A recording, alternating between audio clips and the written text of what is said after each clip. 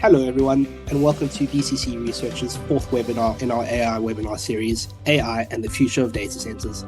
I'm Ryan Brothel, I'm the Director of Marketing here at BCC Research and your host for today. Over the last year, we have seen AI reshape compute demand at a speed the industry has never experienced before. And that escalation is putting massive pressure on data center infrastructure, cooling, power availability, and sustainability. To unpack all of this, we're joined by two fantastic experts today.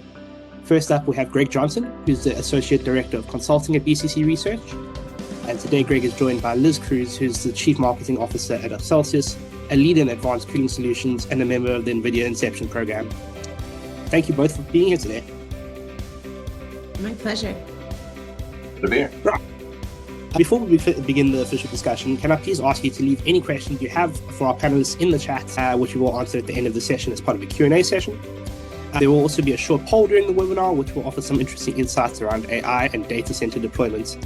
Much of today's discussion will also be discussed in more detail in our upcoming AI and data center reports, so please do reach out to us if you're interested in learning more.